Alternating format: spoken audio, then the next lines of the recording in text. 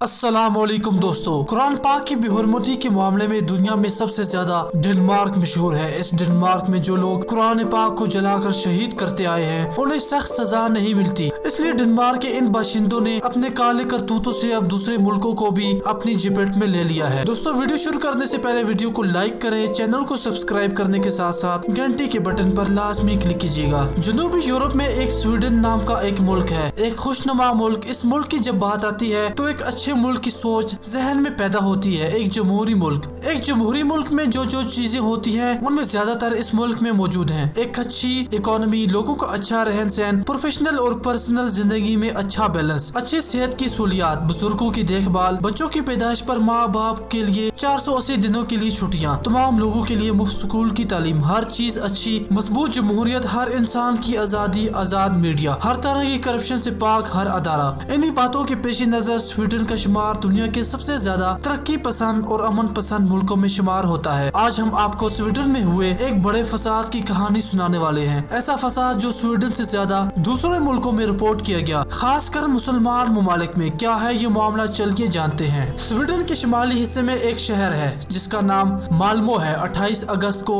यहाँ पर कुछ दहशत गर्दों ने कुरान पाक की बेहुरमती करते हुए आग लगा दी। कौन थे ये लोग? खबरों के मुताबिक ये लोग स्टीम कोर्स की एक पार्टी से थे। यहाँ पर एक बात है जो आपको समझाने के लिए हमने आपको स्वीडन के एक पड़ोसी मुल्क डेनमार्क ले जाना होगा। वजह यह है कि स्टीम कोर्स ये स्वीडन की एक पार्टी नहीं बल्कि ये एक डेनमार्क मुल्क की पार्टी है। इस पार्टी का लीडर का नाम रासमस पालोदान है। पालोदान की पार्टी का एक एजेंडा है मुसलमानों की मुखालफत और मुहाजिरीन की सख्त मुखालफत। ये पार्टी स्वीडन की भारतीय जनता पार्टी की तरह है और इसका सदर मोदी जैसी सोच वाला आदमी है। पालोदान और इसकी पार्टी मुसलमानों की मुखालफत करती आई है। ये मुसलमानों को यूरोप से बाहर फेंकने की हिमायत करती है। ये लोग सोशल मीडिया पर मुसलमानों के खिलाफ वीडियो डालते हैं, मुसलमानों को खत्म करने की बातें करते हैं। दोस्तों, ये है सोच समझ की बात। अब इलेक्शन की बात करते हैं। इसी के चलते स्टीम कोर्स ने जून 2019 के डेनमार्क के इलेक्शन में हिस्सा लिया, लेकिन इन्हें गिने चुने वोट मिले, कोई जीत नहीं। डेनमार्क के लोगों ने इन्हें जुटला दिया। बाद में पता चला कि स्टीम कोर्स ने इलेक्शन में हिस्सा लेने के लिए अपने ही हुकूमत को धोखा दिया था। इसी बात के चलते रासमस पालोदान पर पाबंदी लगा दी गई। इस पाबंदी से बचने के लिए रासमस पालोदान ने अपना नाम बदल दिया, लेकिन इनका जो एजेंडा था मुसलमान और मुहाजिरीन के खिलाफ वो चलता रहा। आपके ख्याल में ये एंटी मुस्लिम सियासत की वजह क्या है? क्योंकि डेनमार्क में मुसलमान न होने के बराबर हैं। ये मुखालफत करते हैं मुहाजिरीन की। इसका सिरा जुड़ा है मिडिल ईस्ट की तबाही से। साल 2011 और 2012 के बाद मिडिल ईस्ट में बड़ी तबाही शुरू हुई। पहले अमेरिका और यूरोपीय ममालिक ने तबाही फैलाई, फिर वो काम ईरान ने सर अंजाम दिया। अपनी जान बचाने के लिए ये लोग वहाँ से जाने लगे। मुहाजिरीन का एक बड़ा हिस्सा यूरोप गया। उन्हें पनाह देने वालों में से सबसे आगे स्वीडन और जर्मनी थे। मुहाजिरीन से हमदर्दी के लिए इन मुल्कों की खुली तारीफ हुई। इन्हीं ममालिक में एक धड़ा वही धड़ा था जो मुसलमानों के खिलाफ था। ये लोग मुसलमानों को शक की नजर से देखते थे। ये वही सोच वाले लोग थे जिन्होंने लाखों मुसलमानों को स्पेन में शहीद किया था और हजारों साल से ज्यादा हुकूमत करने के बावजूद आज स्पेन में आपको कोई मुसलमान नहीं देखेगा। रासमस पालोदान ने मुसलमानों पर यह इल्जाम लगाया कि ये तादाद बढ़ाकर डेनमार्क को एक इस्लामी मुल्क बना डालेंगे। इसी तरह इन लोगों ने मुतहस्सब ईसाइयों को जमा किया और मुसलमानों के खिलाफ काम शुरू किया। इसके बाद पूरे यूरोप में मुसलमान मुखालिफ दड़े बनने लगे और मुसलमानों का जीना मुश्किल हो गया। रासमस पालोदान और इसकी पार्टी स्टीम कोर्स मुसलमानों की मुखालफत की एक बड़ी मिसाल है। दोस्तों, ये थी मुख्तसर सी तारीख। अब दोबारा चलते हैं माल्मो शहर जहाँ पर फसाद हुआ। ये शहर डेनमार्क और सूडान की सरहद के पास बसा है। 15 मिनट में आप डेनमार्क के दारुल-खुलफा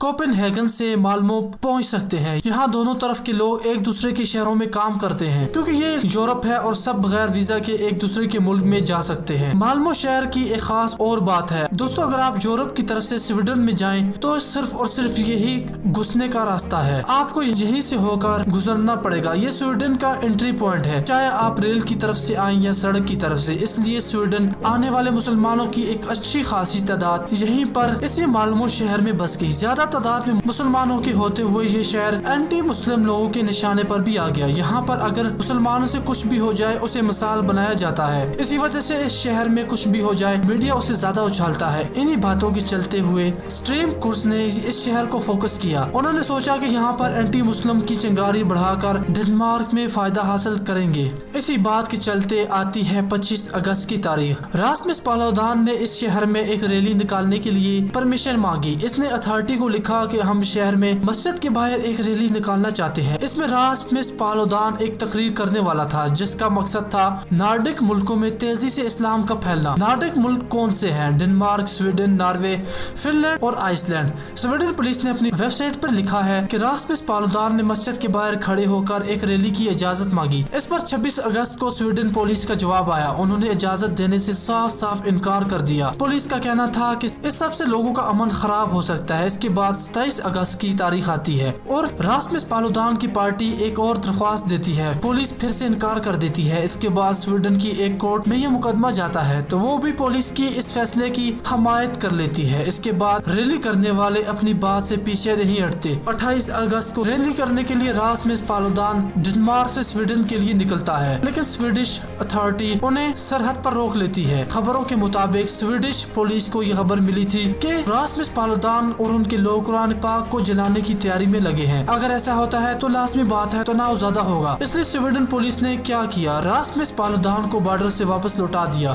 راسمس پالودان کے ریکارڈ کو دیکھتے ہوئے ان پر 2 سال کی پابندی بھی لگا ڈالی. راسمس پالودان کو بارڈر سے واپس بھیجنے کے معاملے سے ان کے لوگوں کو شدید غصہ آیا. اس کے چلتے ان میں سے کچھ لوگوں نے پولیس کی نظر سے بچ کر ایک ویران فیکٹری میں پہنچے. وہاں پر انہوں نے ایک گاڑی میں قرآن پاک کو رکھا اور اس میں آگ لگا دی. پھر اس ویڈیو کو بنایا اور اسے سوشل میڈیا پر ڈال دیا. یہ لوگ یہی نہیں روکے. ان لوگوں نے پولیس کے روکنے کے باوجود ایک جلسہ کیا جس میں قرآن پاک کو پاؤں سے ٹھوکر مار کر گرایا گیا اور اس کی بھی ویڈیو بنا کر سوشل میڈیا پر ڈال دی. جب وہاں مالمو میں موجود مسلمانوں کو اس خبر کا پتہ چلا تو ان میں غصے کی آگ بھڑک اٹھی. کئی لوگ پروٹیسٹ کے لیے جمع ہونے لگے. شام 7:30 پر ایک ایسے ہی جلوس نے لڑائی کی شکل لے لی. مسلمانوں نے پہلے پٹاخے جلائے، پھر ٹائر جلائے، پھر پولیس پر حملہ کر دیا. رات 9 بجے تک یہ مسلمان اور بھی زیادہ ہو گئے. کہیں کاریں تباہ ہو گئی. سویڈش پولیس کے مطابق یہی لوگ قرآن کی بے حرمتی سے ناراض تھے اور رات 3 تک سب کچھ ختم ہو گیا. جن علاقوں میں فساد ہوا وہاں کے مسلمانوں نے اتھارٹی کے ساتھ مل کر ہی اگلی صبح شہر کی صفائی بھی کر ڈالی. وہاں کے لوگ اب یہی مان رہے ہیں کہ اگر ان لوگوں کو جنہوں نے قرآن کی بے حرمتی کی سخت سزا نہ دی گئی